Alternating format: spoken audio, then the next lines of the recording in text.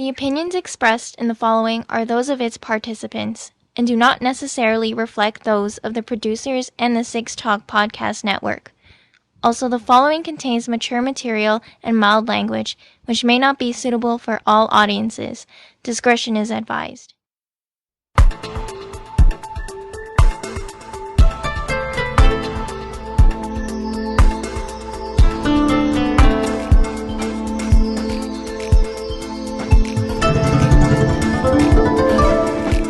This is the Anime Roundtable Canada. On this Saturday evening, January 15th, 2022, you can contact us online, on the web, animeroundtable.com, Twitter and Instagram at Anime Roundtable, and email animeroundtable@gmail.com.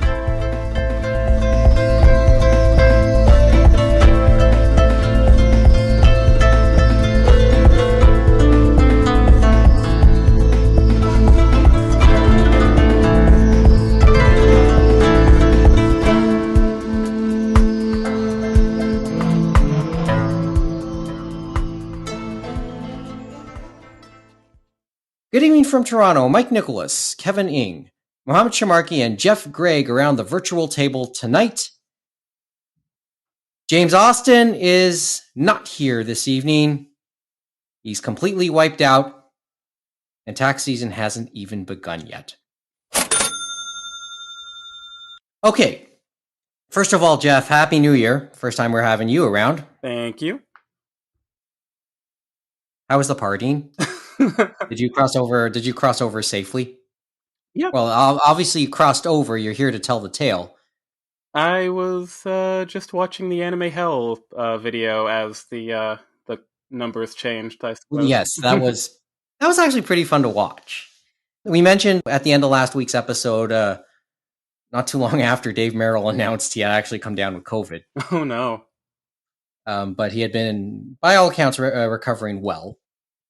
There's your reason for getting your shot right there. Do you want to do a quick COVID update here before we continue? What is there to update though? Like we're honestly we're in the thick of it. Cases have hit 5 digits. We can't even get tested when we want to without having to pay money for it unless you qualify under the government's new requirements. There's more to it. It's like, what is there to say? After we hit the stop button, there's something else. Like, what is there to say? Like, this is our current reality. A lot of people seem apathetic at this point, which I can see why. Yeah, it's like riding the same roller coaster over and over again. It's like it's so prevalent now that like I try my best to remain like vigilant and trying my best to, limit exposure and whatnot. But I mean, I can see why people are going, you know what? This is our reality.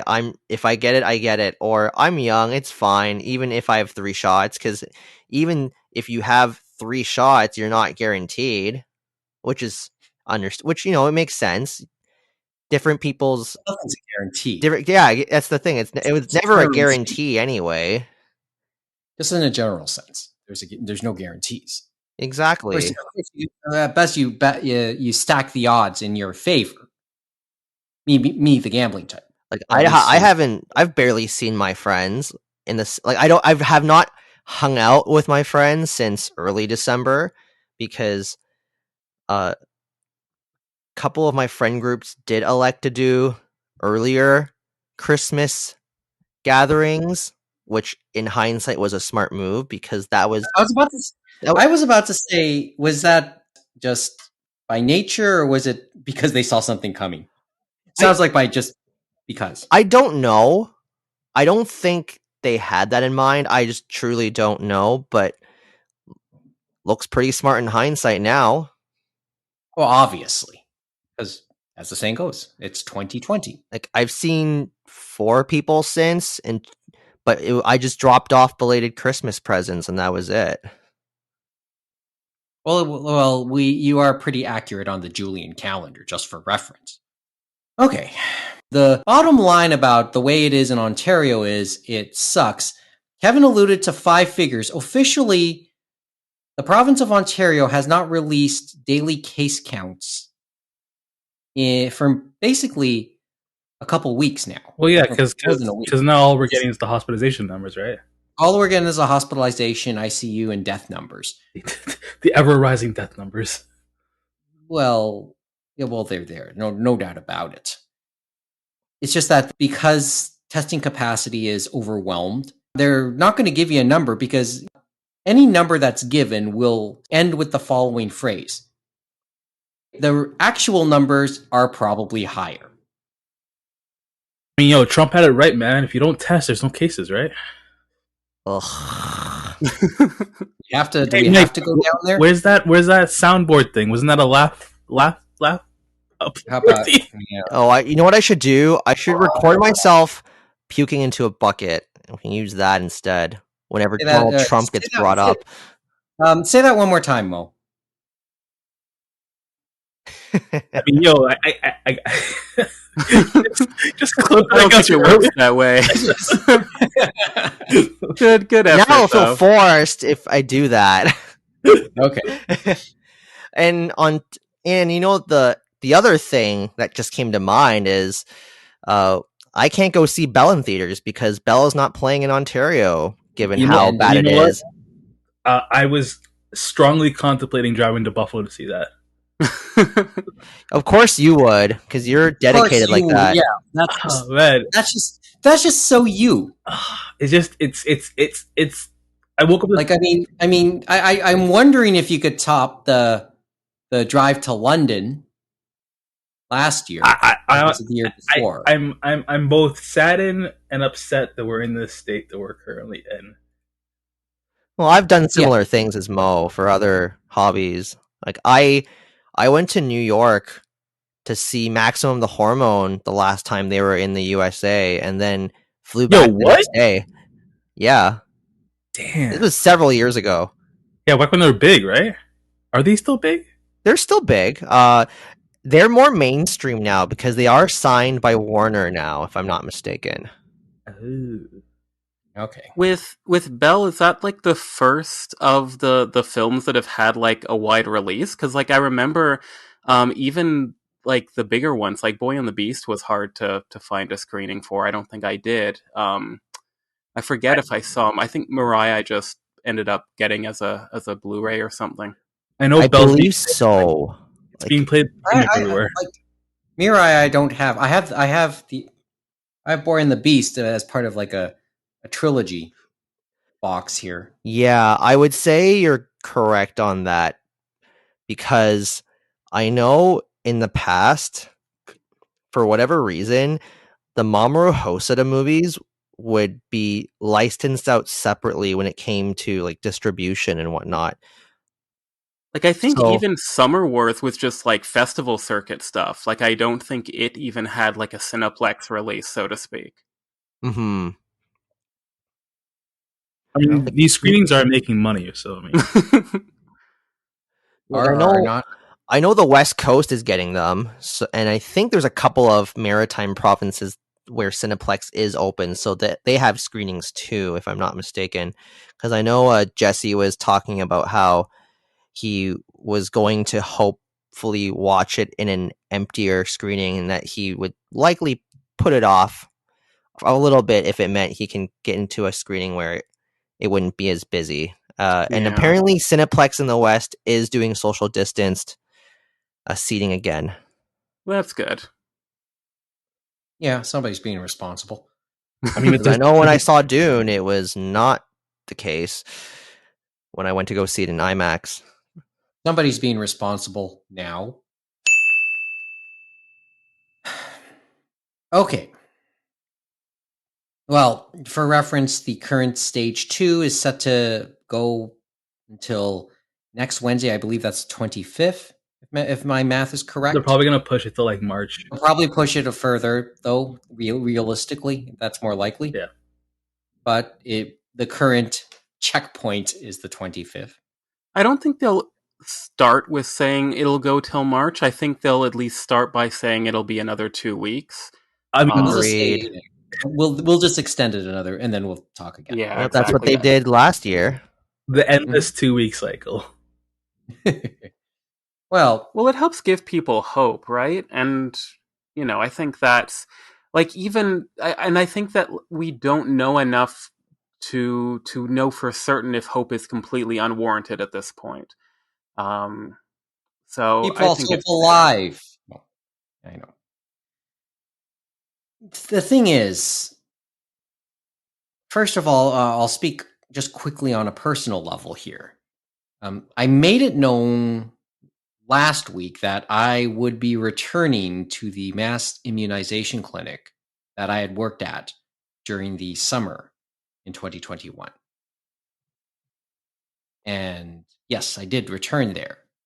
Doing your part there, Mike, making sure those microchips are installed into everyone. Yeah, this guy, right? Who's got 2 thumbs and a microchip, right? So the atmosphere there is just a pragmatic one. It's a friendly atmosphere, but many of my now newfound colleagues there, because I'm now meeting colleagues that I wasn't familiar with in my first tour of duty there. Like they're just doing this, and I know deep down inside each of them, there's this wonder about how the hell are we still there? But we can take being there, because it's just that's our job right now. So the object for the rest of society, and maybe whatever powers that be that can't necessarily be handled by mankind as a whole, is to eventually put us and those that work in such places out of work. But hey, this can go for a while, because that means I'll be employed. Up to you, folks. In many respects, a lot of it still is. I grant not all of it. Okay, I got a confession this week. What is it? The confession is we really don't have things to really discuss, at least to be prepared for. We do have one thing that I know I'm really looking forward to talking to, and we'll hint at that towards the end of the episode. For the most part, this is practically a space heater chat without actually calling it a space heater chat. For reference, since we brought in the live stream, and I got an aside for that of just in a few seconds, Mo, because just before we started taping, the space heater chats are now referred to are now reserved for whenever we do our live streams. So basically, the stuff you see on Twitch and on YouTube, those will be for sure our space heater chat episodes. Get to do the visuals. I like doing them, but I do want to refine them before we do our next one. And honestly, we're cobbling together whatever we're doing this evening. But let's be honest, there is stuff that caught our attention. Although, and Mo and I would just discuss this just before we hit the record button this evening.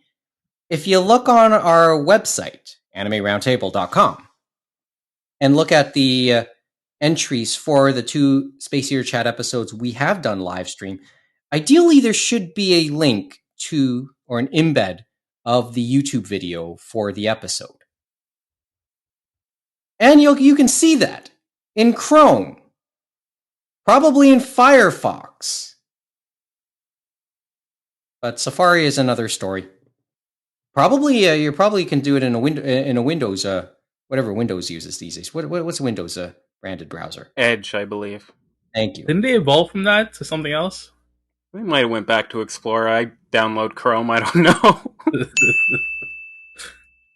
Yeah, so, but Safari, this live video has ended, or is unavailable, I think is the word they use. This live video is no longer available. That's, I think, the exact wording. It must be a Safari thing. Mohamed does think it's a Safari thing, right? Sure, why not? Let's. I mean, honestly, it's Apple. You know how they feel about anime. They've never been fans of it. Like, well, that's a prediction and maybe a discussion we will have as part of what we will end up talking about next week. So really, this is just a smorgasbord of stuff. And just to get Geoff settled into 2022 around the round table. So let's... And I'm not trying to single you out, Geoff. Well, but I am curious about something. And I think we were all curious about one thing, or at least one or two topics from last week. So which one would you like to go with, guys? The NFT thought, which will get Geoff started. Are you certain. kidding me? No, we won't have. We don't have to go there. No, I'm just surprised that it came up there now. It's there. You just brought it there, Mike. It's there. We don't, or we can talk Scott Pilgram. Which one do you want to go with? I want to do both. We can do both. We got time. Okay, what NFT nonsense came up last week? Well, the fact GameStop seems to be interested in it, and it's actually, and the thing is, it could come up in the discussions we'll have next week. Just looking at what we could possibly end up talking about next week. Geoff, are you anti-NFT? Almost completely. I mean, but you know what happens to people who are anti-NFT, right? They live a successful, happy life, free from horrible monkey images and pixelated garbage.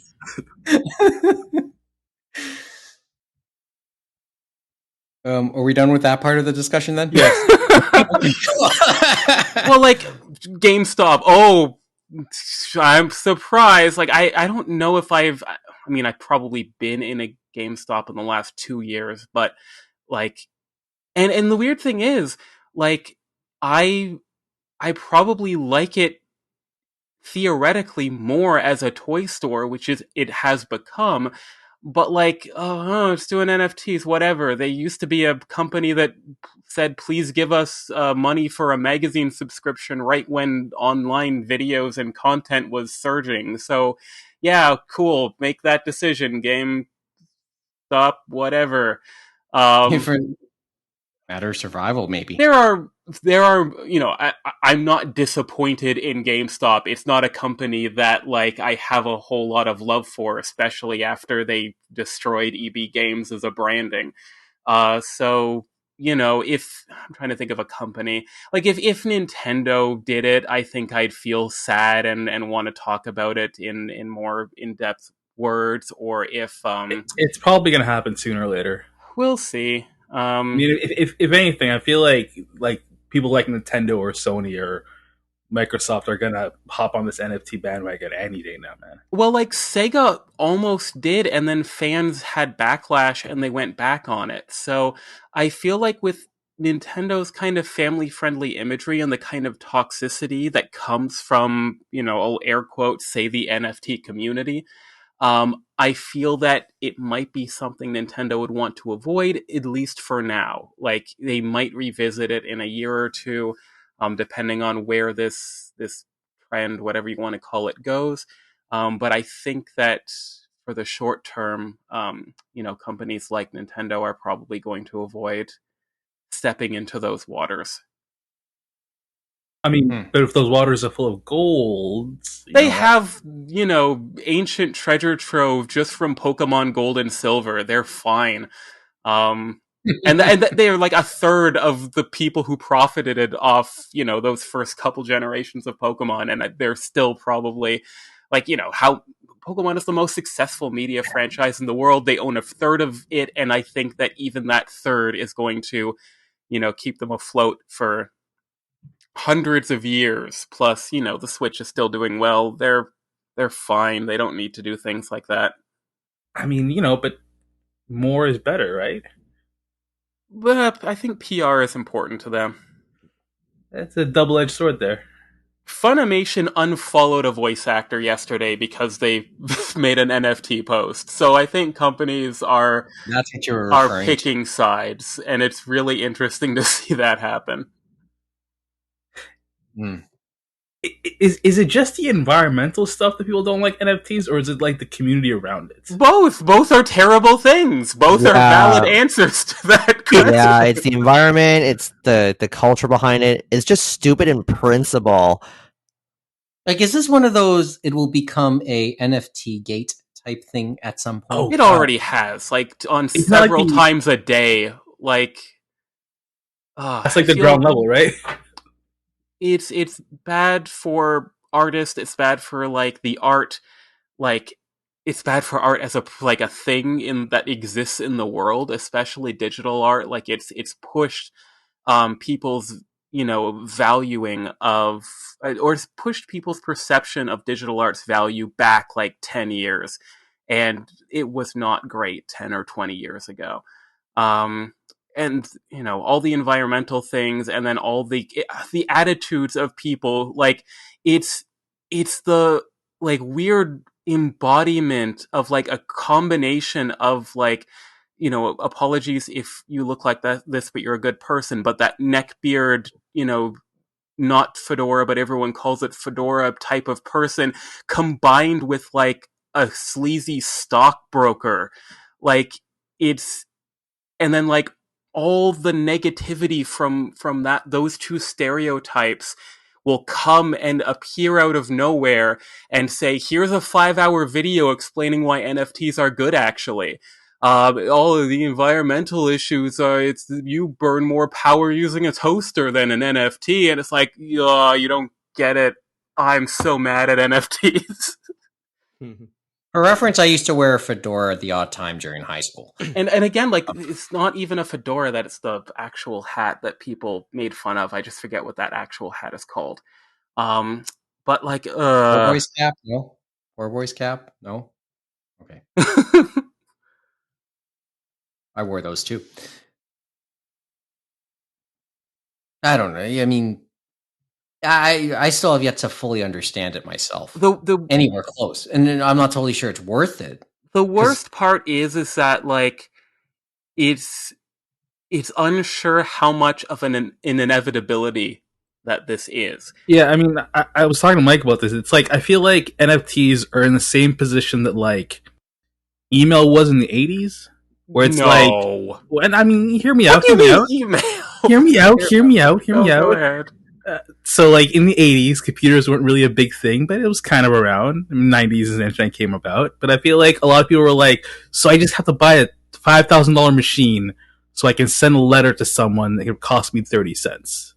That kind of argument. Because computers weren't cheap back then, and the internet was something that just, I guess, rich people had. But, I mean, it's kind of that argument where it's like, now we're in a position where it's like not good for the environment. There's a lot of creepy people doing it, and exploitations happening and so forth. But in like 10 years, 20 years, it'll be the norm, man. Everyone's gonna have NFTs. I don't think there was a toxic community that came out of emails, though. Like, no one was like becoming like misogynist art devaluers because of emails.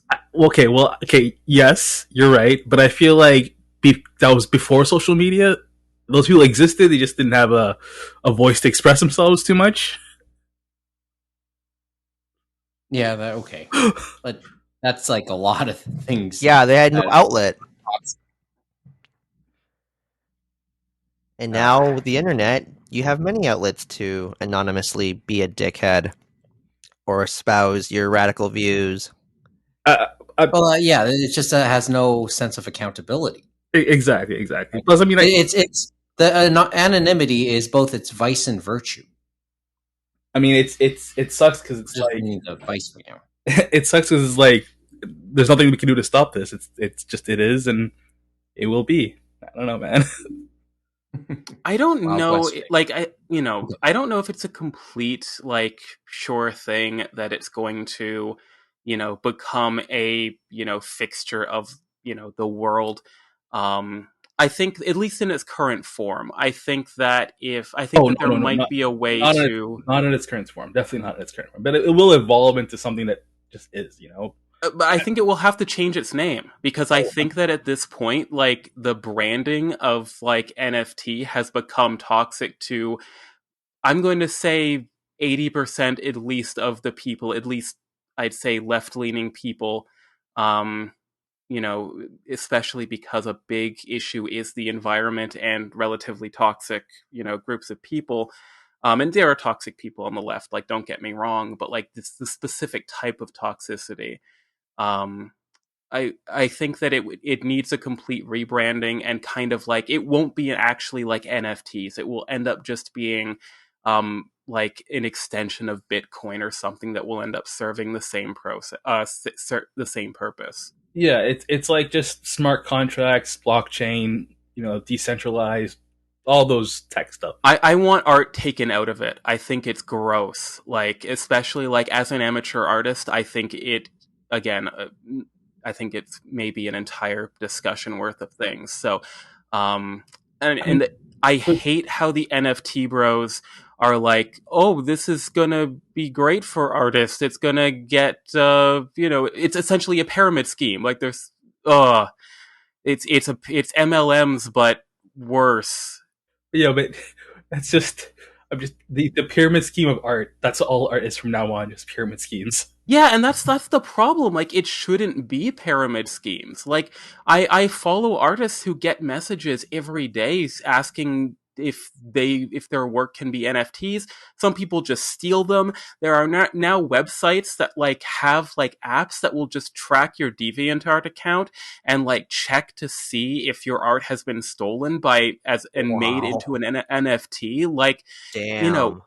this is a problem. Like, regardless of your argument of NFTs as a concept, a big part of it is art theft, and another big part of it is horrible monkey illustrations. So there's I mean, no way that but any those artist is winning. I mean, some of them get a short term, like, sudden boost of cash, but you already have to be a relatively popular artist or lucky, just like art has always been. It's sort of just a part of things. I really don't know what to add to that, to be honest. So what was Scott Pilgrim up to? Let's go to the Scott Pilgrim part of the equation. A possible anime series being commissioned by Netflix, and its creator will be involved in it. fingers crossed there'll be an NFT tie-in. Let's leave that there. You troll. You had a thought on it. Mohamed, you're such a Before we came troll. in here, I know we were wondering if you'd have an opinion on this. You did, and I didn't hit the record button yet, Geoff. Well, like, Well, what would you like to say, like, for the anime roundtable record? Because it was actually interesting what you did say. Which, by the way, once again, be in the audience. Geoff, go. Well, like, remind me of what I actually did say, if I don't cover it. But I think that, like, just as an overview, I think this has a lot of interesting potential. I feel that Scott Pilgrim was this really interesting and pivotal moment in sequential art, or comics and graphic novels in general, where like an indie comic pretty much seamlessly crossed over to the mainstream, at least with the culmination of the movie. Not that it was a wildly successful movie, but it became, a relatively big cult classic, with relatively big names in the movie. But even the comic itself, it has a color reprint. Its style, like, artistically, was kind of this, indie comic meets Wind Waker, The Legend of Zelda kind of look. It, like, lots of video game references. It, like, spoke to like every person between the age of 16 and 32. Like, it was, Basically where we were at the time. yeah, exactly. And its popularity went from this like really sort of word of mouth thing to launch parties and internet excitement. And then eventually there was even the video game that was more based on the comic than the movie, but it released around the movie. So as like an indie comic, it was published by Oni Press, but still relatively independent work. I don't think anything has reached the exact same amount of notoriety. At least that level of indie. Like, you can argue, is Image independent? Yeah, sort of. Then Walking Dead and Invincible, but Scott Pilgrim was different.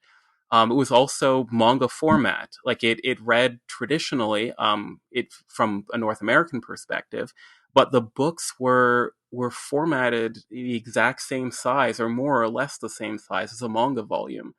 Um, which I think was also significant. It was kind of riding that wave of that manga boom that was happening at the time.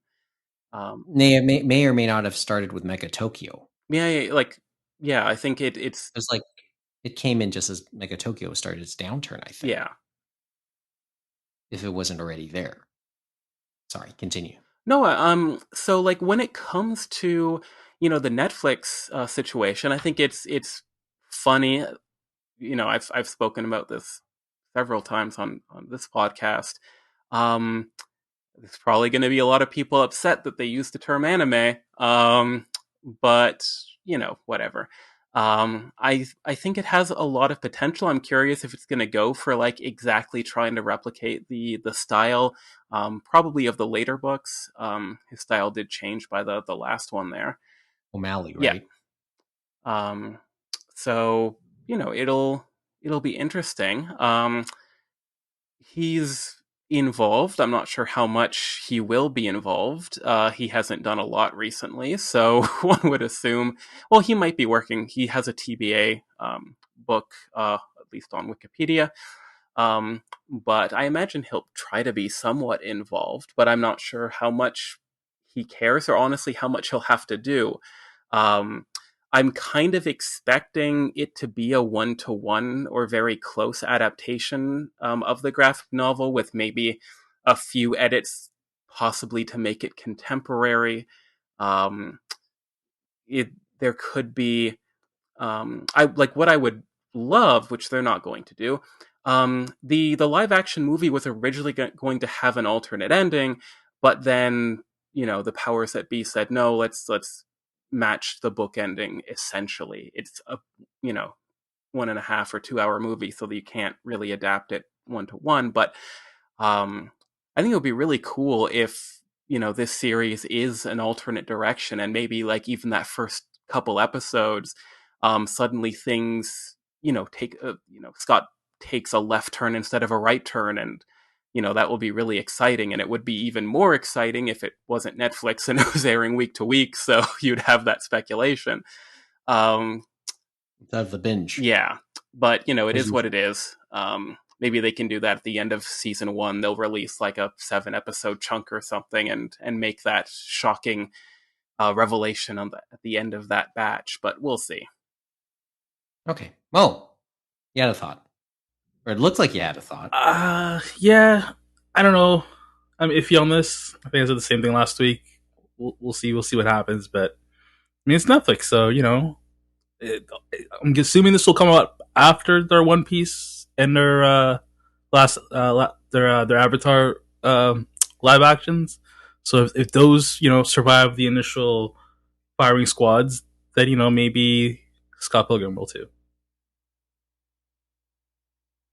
Fairly said. I think Scott Pilgrim has a lot less risk, though. Like, it is famous last words. Well, I think One Piece has the wrath of every Japanese child that's existed from 1992 to the present.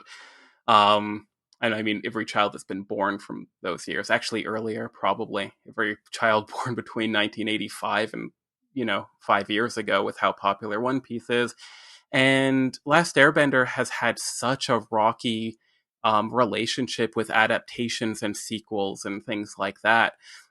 Scott Pilgrim has one movie, and everyone and it's a relatively loved movie, and it was made with the understanding, yeah, it's a movie, there 6 books, I think maybe the last one wasn't even out, or it was super fresh at the time, or it was made concurrently with the movie. So like I think there were expectations there, and for the most part they were met. I think the interesting thing with the Scott Pilgrim animated series is that I think most people are going to assume it's a one-to-one adaptation. If it's not, I think that'll be cool. But I don't think it's going to deviate too much. We'll see though. Yeah,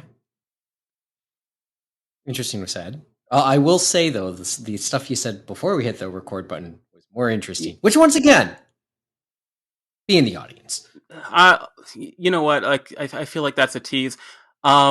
So what Mike is alluding to is basically I have a very weird history with the creator of this series. Um, I, followed his work from about the second book, and in between the second and third book, he was at Anime North at like a sparsely, I guess stacked table. There were, he had a few copies of the first two volumes there, and maybe third. There were books from like other Oni Press authors, and super, nice, generous guy. Happy to talk. There wasn't a huge crowd, at least. When I first got there was no one. And then few years later, interactions online. There was equivalent of an AMA, and suddenly he seemed a little bit more jaded. He was very dismissive of a lot of questions, and some of them probably coming from kids or teenagers. And he just didn't seem to want to do it. Because like artists and people in the arts in general, they're going to have those same questions of like, how did you get in the industry? How do you become a voice actor? And like, yeah, it's probably tiring to hear that kind of thing, but I think it's also valuable for people to hear their idols or people they respect answering these questions. Um, but yeah, he was just dismissive for the most part. Some things he might have had a bad day, which happens. But then, things I would read online, and then the launch party for that final book, it was at the Beguiling, I think. It was just ended up being this like big, celebration party thing with, hundreds of people. It ended up being like a lot of the soul seemed to have been dried up that I saw in the work and the artist in those first few volumes. And I liked the end of the series just fine, but yeah, it was just a little disappointing to see kind of that turn. Thankfully, it there's mysterious issues about personal life and everything, but it doesn't seem like anything incredibly negative has happened, which is nice. To go and become that popular that fast and have a movie and a video game and all that type of thing. Certain people who like him did have a little bit of limelight stuff. It it's going to have an impact. So was not impressed, but it is what it is. When we go on the jaded part of this, on the scale, are we talking on a scale close to Hayao Miyazaki, or are we talking on a scale close to William Shatner at a Star Trek convention? It's probably in the middle. More, I think, closer to Shatner, because I think that I think that O'Malley does have an interest in the art form. He's done variant covers for Western comics. He made his own sort of Western indie comic in Snot Girl, or at least he wrote it. Um, he didn't do much art for that. I think he did some of the covers. So I think that he's still interested in the medium, and I guess Miyazaki is too. Um, At 81 years young. yeah, and yeah, I think that age difference is such a huge thing too. I think the one thing is that they're both probably a lot more quiet than William Shatner is. Um, That's a good way to put it, actually. William Shatner will talk all about this kind of thing, but for Miyazaki, it has to be like a documentary that takes like, couple years of warming him up to it in order to record. Um, Okay. Good way to put it. Kevin, last comment? I remember hearing that he used to work at the Beguiling way back in the day. yeah, I think so. Right, that's right. Yeah, I think I've heard that line before. So him uh and Peter were probably pretty close, and so every so often you would have events held by him, like that event that Geoff talked about, or when they would do the occasional screening of the film at the nearby theater back when The Beguiling was still in the annex, Hmm. where Blair Street, where right? O'Malley would be present for. Yeah, It makes the sense. hot dog. Okay. I actually have never finished reading the comics. I've read like the first one or two. I did watch and enjoy the film, and don't have too much to say. Like I can see how O'Malley could have gotten a little jaded over time though, because who knows what happened behind the scenes. It's Yeah. Scott Pilgrim, I think, is also very much a product of its time. I don't think it, and that's one interesting thing about the animated series. I'm not sure how a college student dating a high schooler is going to play in 2022 or 2023. I forgot about that. Yeah, it's a core premise of the first few I volumes of completely this book. forgot. And the movie, to be honest. And yeah, like I think that it's not a huge age gap, but I think just that separation, and not that Scott I think is in university or anything, but like I think that it's just enough of a threshold that I wonder if ages will be changed, if they'll skip that part. It's pretty vital, but you never know. Um, but I think that it's interesting because the story is about such a flawed character, and so many characters in that world or that setting, Toronto, are flawed. Um, and definitely flawed characters are fine today, and they're beloved. But I don't know about dating a high schooler. I also read Seconds, and I enjoyed that. Hmm. That was one of his other works after Scott Pilgrim. Okay. Well, if it's worth anything, I got the box set some years back, so I don't, and it might actually still be sealed. I have to double check. Oh wow! It might. Your reaction, Kevin, just made me think. Okay, this could be interesting if it's still sealed. All right, so two names two names came up that I know maybe we should acknowledge in some form this week. So, which name do we want to bring up? Netflix or Anime North? Netflix. Okay, Netflix is upping its prices yet again. Mo, let her rip. I know you. I know you wanted to say something about this. It's like I remember back in like March of 2020 when people were talking about COVID, and like they were not predicting, but like basically telling us, "Hey, this is what's going to happen. There's going to be this up and wave, and then it's going to come back down, and then we're going to get a variant, and then we're going to have another up and wave, and then it's going to come back on down." It's like they told us in advance like what to expect and what's going to happen. And I feel like with Netflix, like people, when people are cutting the cord and going without cable and switching over and so forth, they were all saying the exact same thing, where it's like, hey, these companies are gonna, keep upping their prices, and each one's gonna be their own thing, and then you're gonna have to buy, 5 different subscriptions just to get like half the things you used to watch. And Netflix is just they're in a fucked up position, man. They're like $20 a month is not, no, man. I'm not. Come on, you're, it's just too much, man. And then with the next season of Picard coming on Crave up here in Canada, or Paramount Plus down in the States,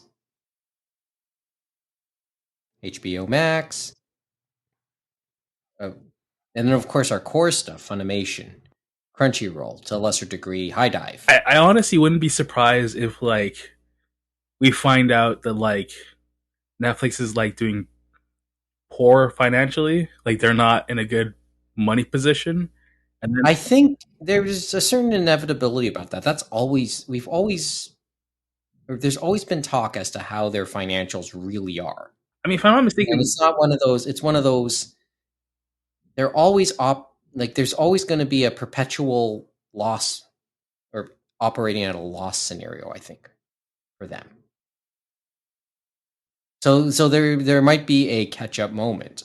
I mean, I think they've always been in a deficit. Like they've produced while being billions in debt or something.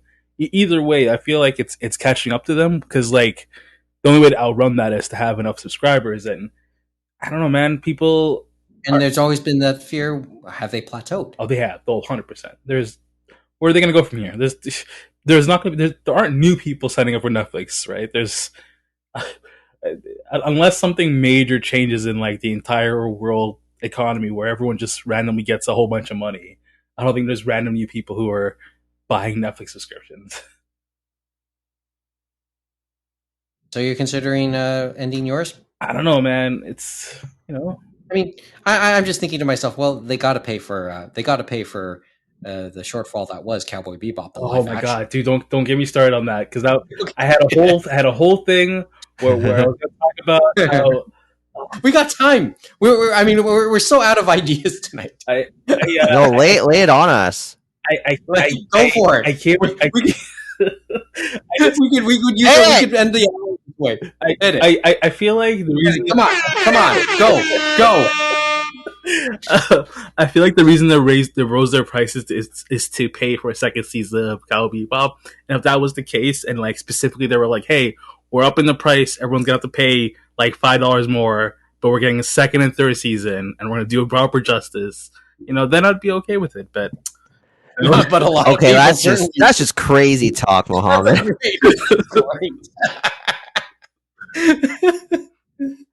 Good theory.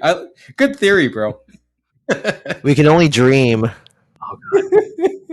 Well, I'm sure 100,000 signatures on the change.org. I was gonna say 120,000, and I'm one of those 120,000. I want a second. I'm in there too. You're not 50 of those, okay?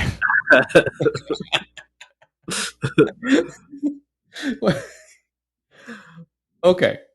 The funny part is, you mentioned how far back you had been a subscriber. I'm as far back as, strangely, I'm one of those that could use my iTunes account to be able to pay for my subscription still.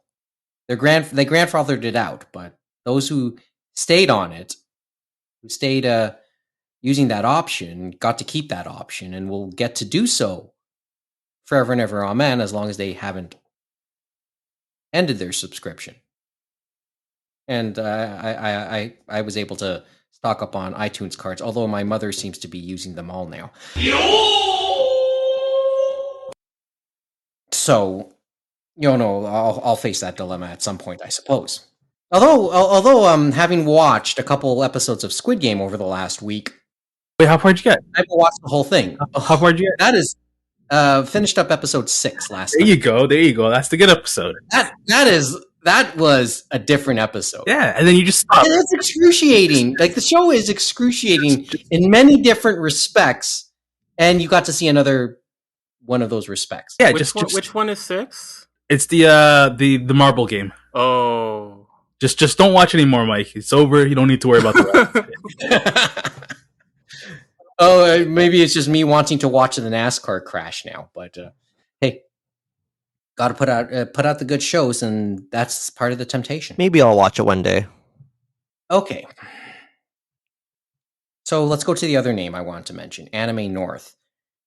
The guys behind the panels announced this week that panel submissions will open up on February 1st. Things are humming along there. and we are moving towards seeing it happen this year. Well, until further notice, I guess. Is there a reaction from you guys on this? I just feel bad for them. You know, when that sixth wave hits, Oh God. Oh, jeez. when we get that Delta Omicron. Well, what's the next word in the Greek alphabet? What That could comes come. up? What comes after Omicron? Dumicron? Wait, was Omicron actually a Greek word, and that's why they used it? These have been Yeah. pre-planned. Like the letters have all been like pre-assigned. I guess. I thought someone just made that up. They skipped a couple letters because they just don't want to. That's another story altogether. Oh, I didn't know that. But anyway, Yeah, I was like, "Where's the gamma variant?" yeah, I think there were reasons some letters got skipped. Really? Oh, Yeah, that's another story. I forgot some of it, but huh. I know there was. So, well, as I said, it sounds like we're humming along until further notice. And I think as memberships open up, which are set to happen, and I've received a promise to be able to talk a little bit more to, and we'll have Chris Nobelsky at some point, the social media manager, appear on the roundtable again, and sometime before Anime North is supposed to happen. But there is stuff going on there that's they're working towards. By the way, would you have an idea for a panel? I have one, but I'll share that off air. But the fact that they want to do this and hoping to find some sense of normalcy, it just seems like a cool thing.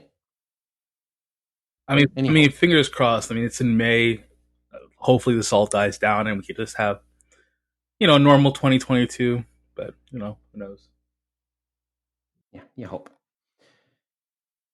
Okay. See, I think we filled in a good chunk of the hour this way. So I am. Okay, do you want to preview next week, or do you want me to play a game? Put a question out there just for fun and see what you guys end up saying about this. Put that question out. Okay, we'll put that. Yeah, let's hear that out. question, Mike. Just for fun. Okay, I mentioned I mentioned working at the Toronto Run vaccination clinic here, and I do want to just clarify something and just quickly say this. The group, my colleagues there, the group that work there, it's a good group. We all get along really well. And I'd like to think it shows for everybody who comes to get their vaccination. Because it's a group that genuinely do get along with each other. So there's easily some very good chemistry there.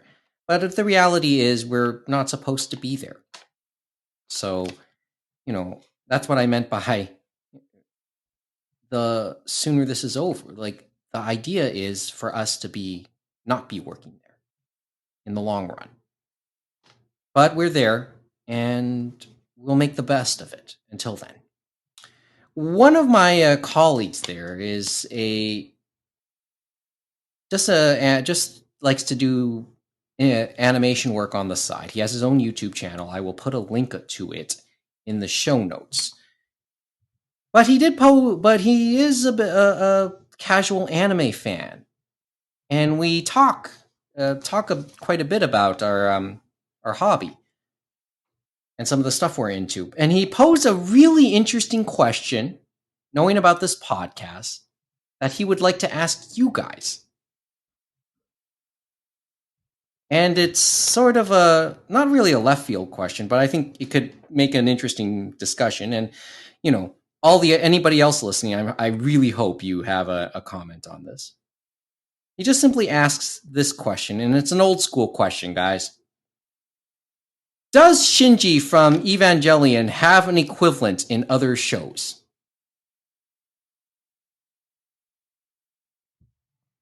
I imagine so. Can you think of one? Not Because at he the asked me moment. that question, and I was at a loss. Well, there's the protagonist of Razafon. That's like a literal equivalent. If I think that's Hayato, if I remember his name correctly. that sounds right. Razafon Right. was always the best Evangelion clone. I still think it is. Like, You get the debate as to how much of a clone it is. so what do you mean by equivalent, though? Do you mean I guess with that we have to kind of look back at the type of character Shinji was. Like, I mean, there's always and I have to rehash the discussion in my head sometimes, and maybe rewatch it in some form just to understand, remember what type of character he was. Like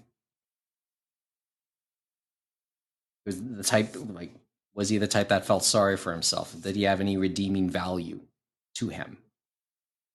like it's definitely not in the expression of personality, but the first thing that comes to mind is actually Morty from Rick and Morty.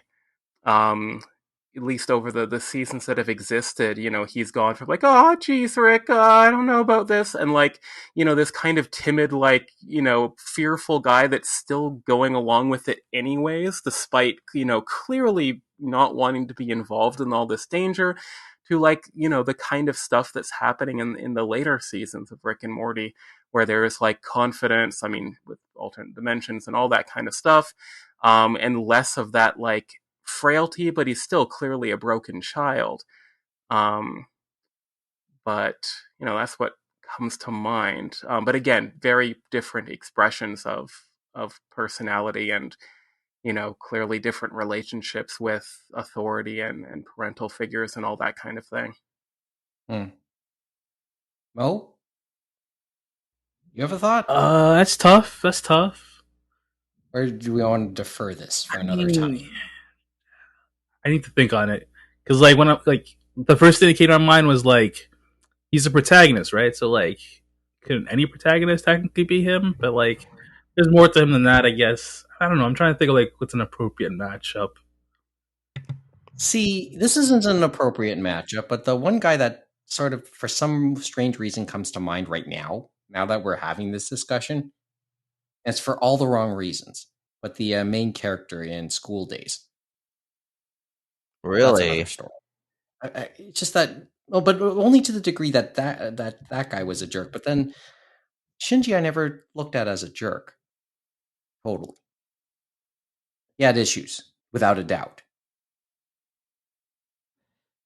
It's just, I don't know. Like, that's not a good, maybe not a great comparable. It's just that he came to mind for some reason. well, first of all, actually, I was gonna say Matoko at least, not at least, but Makoto, slept with everyone in that show, unlike Yes, that's the Shinji. thing about it. He was just so. He literally sleeps with every single girl in the show. Like, what the? Yes, he That's just did. maddening. This is, well, I guess because they're like maybe the bottom line maddening aspects of them. On the other hand, well, I guess I'd be spoiling End of Eva, but we all know. I would infer to what happened at End of Evangelion, and that's what Shinji ended up doing. That's about the extent of that. But facetiousness aside, I don't think. Yeah, I'm not. I don't think they're disagreeing. that similar.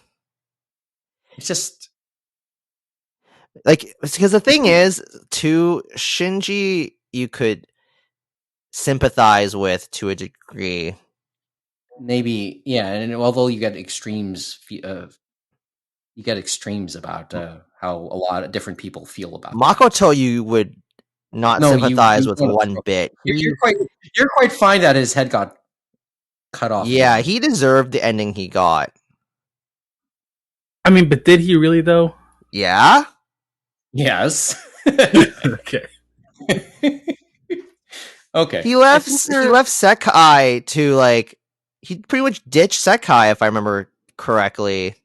Who one of the NDP. who But let's if not I'm not name- mistaken, he impregnated her, and it's like, dude, really? I think there's also a difference between the and again, I've only seen the series of Eva, not the movies, but I think there's a difference between the Shinji of the material, so like what is presented on screen, and the Shinji of pop culture, which is the fetal position get in the robot joke. And I think that both are valid, to be honest, because I think fetal position get in the robot will probably outlive the real Shinji, as real as a fictional character can be. Um, and I don't, and I think that whether it is, I don't know what School Days is or whatever, but like whether it is another anime series of a different genre or something like Razafon that's endlessly compared to it, I think that if you looked, you can find characters with similar personality traits or character arcs. I don't know if you can find another fetal position get in the robot kid. Like I think that is kind of unique, at least in that sort of perfect way. Like, there's other shows where like, oh no, I hope the kid doesn't get to a bad spot. Like this must be bad for mental health. Like, yeah, there's lots of ones like that. But there's something special about Shinji when it comes to that pop culture sort of existence that he's elevated himself to. Well, now that I think about it, there was a character in another big franchise where that happened to him, and it was an earlier franchise. I thought of Amuro Ray. True, most Gundams kind of had that get in the pilot scene, I guess. I think that but I am interestingly enough, though, I think the fact that the Evas are scary bleeding robots makes a difference here. Because I think the one is like I haven't seen like a lot of Gundam. I admit that, but I'm guessing a lot of the get in the robot is kind of like a war thing, like hey kid, go to war, unless it's something like G Gundam, which is great because it's from what I can guess from the opening and the trailer, it's just giant Metabots but without the souls. But like it's a war thing versus Eva, like it's not really a war, it's this creepy science experiment and aliens attacking. Which I think is like get in the robot. Yeah, like a lot of series have people forced to get into military or things like that, but not every robot yells and bleeds, which mental True, trauma. true. I mean, I was thinking like Fafnir, but like that's like everyone's like kids get into the pilot, and but no, I hear you. The bleeding robot kind of. Mhm. Now that I think about it, I still need to watch that last new movie. I'm sure you'll find your way. It's gonna have to resort to being like a group watch of some kind, because that's really the only time I ever watch anime nowadays. Is with friends, Yeah. right? Like, I finally finished watching Gundam Build Fighter Season 1. That only took Wow. a year and 2 months. Hey, more than I could do right now. Anyway. Okay. Do you want to look ahead to next week then? To episode 60?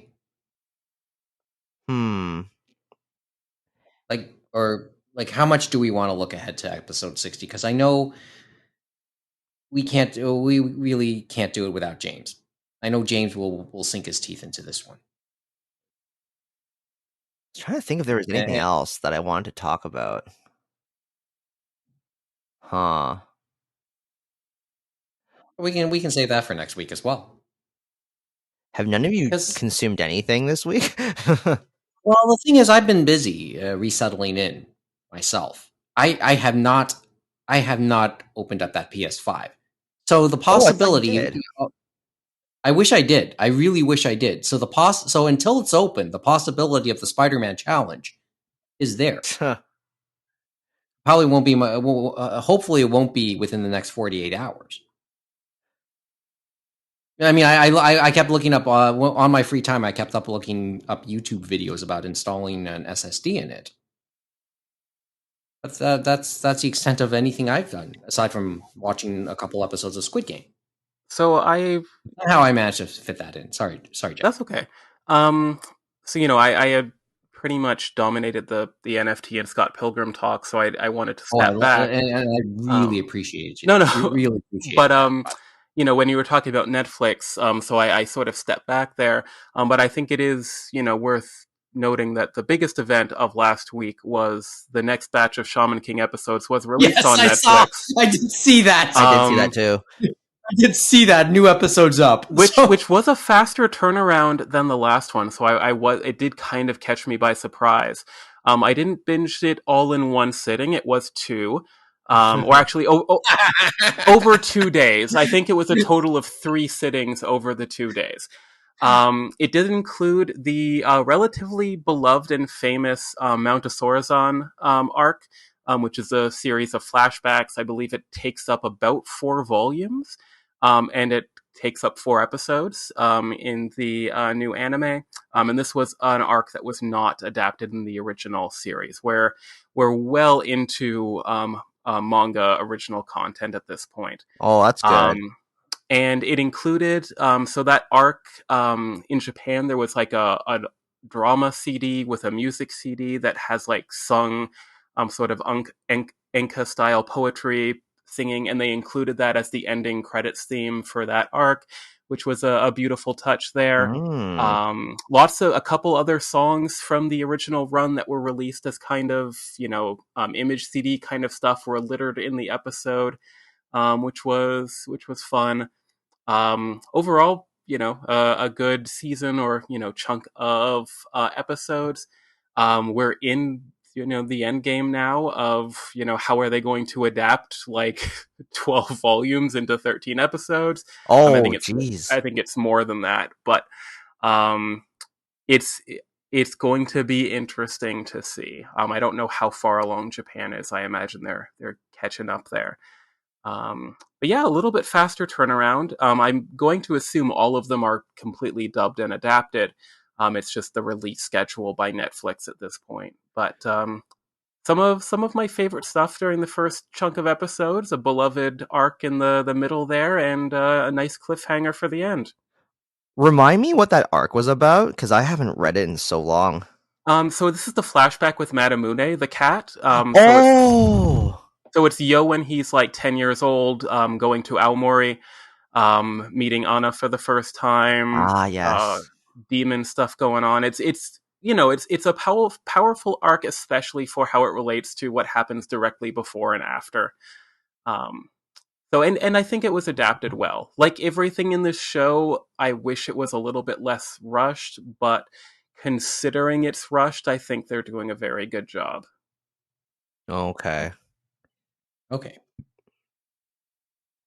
Oh, do you have anything else? Shaman King nostalgia kind of coming back to me now, because Welcome to my everyday.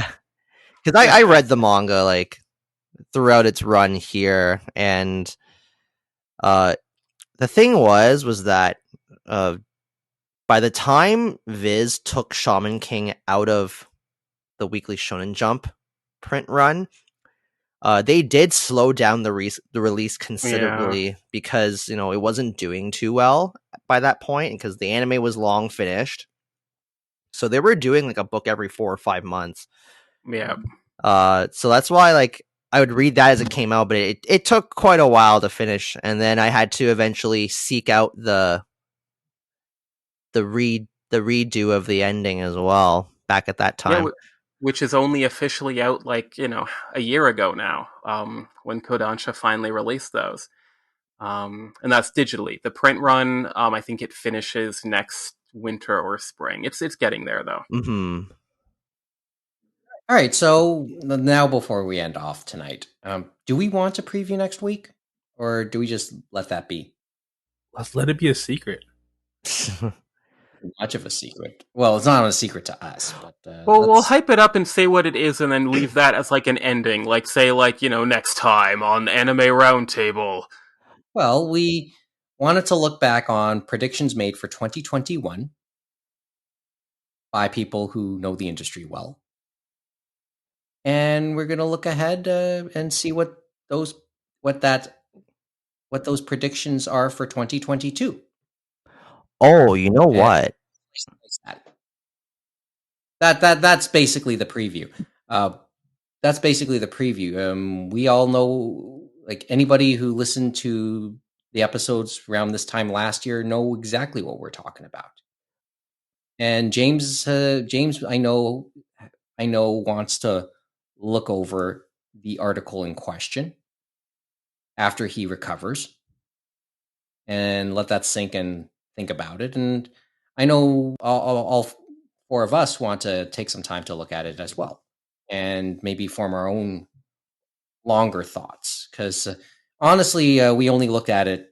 I only passed it on yesterday, and I think it's only been out a day or so. So yeah, I do want to look at it a little longer. Kevin?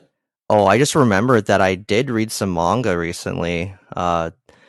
Last weekend, I binge read a manga called Everyone's Getting Married, and it's one of Viz's recent josei properties, and it was like I really do enjoy reading shoujo and josei manga, and this one really hit the spot for me because it's about adults, some who want to get married, some who don't, but then they fall in love with each other.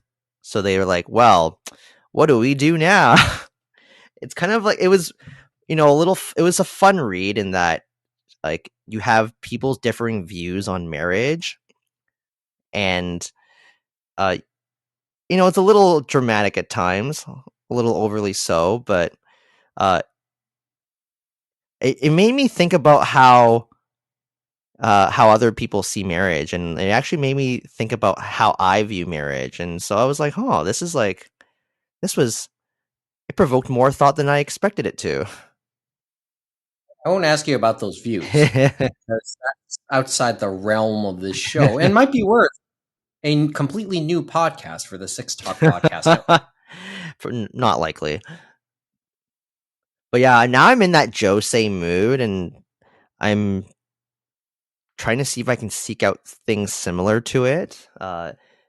Viz only puts out so many josei titles a year, though, because obviously they don't put as much shoujo manga in general nowadays. So I'll see what I'll have to look around. But yeah, I'm kind of just in that mood now where I just want to read more things about adults and not about teenagers as often as I used to. Yeah, it's one of those things where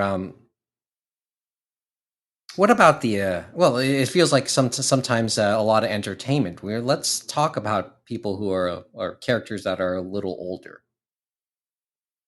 You have that in Hollywood a lot. So let's talk about it. And manga is even worse because more often than not, it's about teenagers. And I think that's why I like really enjoyed Wotakoi, and then it's also why I do want to read Wave Listen to Me, and I sometimes. I'll even go further back. Master Keaton for me. Oh wow, I need to finish reading that too. I fell in love with that show Because the library has all of it, so I've read a couple of those omnibus volumes that Viz put out. I liked what I read. I just kind of fell off. I mean, for me, it was the anime. Oh yeah, early mid 2000s, that one. Really, yeah, really really underappreciated to me. Okay, so we're done. As I said, cobbled it together. We done tonight? I'm just about done. Yeah, I'd say so. And and I thought it would be a short episode. And compared to the episodes that we've done recently, it's short, just not by much. But I think we did okay. I mean, it's just nice to get something in this week, you know. Geoff, thanks for the time. No worries. Yeah, no, great to hear you up around the table. So that means the gang's all here again. Well, the gang is at least has at least sat around, and maybe next week the entire round table, all 5 of us will actually sit around it. One can only hope, anyway. Hopefully, nothing happens to you, Mohamed, Kevin. Hey, come on, man! Don't do that. Well, given how the scenario is, maybe some of us have had it already and didn't know it definitively. I mean, I've tested negative like a bunch of times, so I'm pretty sure I don't have it. Another story there. And you know where I am, so I put myself in certain danger just by going to work these days. Pray for us, folks. Anyway, that's all we have for tonight. First time watching or listening, once again, Anime Roundtable at gmail.com, at Anime Roundtable, animeroundtable.com. And don't forget, we're also on Twitch, twitch.tv/Anime Roundtable, and on YouTube with more stuff to come in the future. And if you want to see those videos, you're probably better off going to those sites as opposed to looking on our website, especially if you're using Safari. And don't forget to give us a review wherever you're enjoying this, whether it be on Apple Podcasts, Google Podcasts, Stitcher, Spotify, and the like, because good reviews will always help us in the algorithm and hopefully get us more listeners. Yeah, we really should be... I can't believe I'm going to say this. Like, yes, leave us a 5-star review. That'd be great. But I was gonna say if you want to boost the visibility of the podcast, like, you guys should get your friends to spam reviews as well. I can't believe I'm saying this on the air. Let's not kid ourselves. People do that. You gotta put yourself out there. Oh, what, us or them? Us. Yes. Okay. Well, sure. Spam the reviews. Sure, why not? Although I will say that because I did ask a couple of friends to review it, but I know they actually listen to the show as well. So it's not as if... Thanks for listening. It's not as if I asked like my 10 nieces to just review the show yet. You have 10? Yeah, I do have a lot of nieces. I have a lot of nieces and nephews. Cool. Anyway, but the traditional schedule, as it has been through the pandemic, is we had been trying to do episodes regularly every other week, but we are trying to up that a little more in some form, whether it's regular podcast episodes or something we'll do on YouTube and Twitch. We'll try and add new stuff whenever we can. So subscribe or follow us on all of those platforms so you can be notified whenever we add something new for your enjoyment. Once again, we debuted it last week. The new theme song is entitled Fubuki, or Snowstorm, performed by Piko Masaki. It's the title track of her upcoming album, so you can check out more of her music at picoinfinity.com or on Facebook. She has a page, Pico Zen Music. Until next time, thanks for listening. Good night from Toronto, and join us again for another edition of the Anime Roundtable.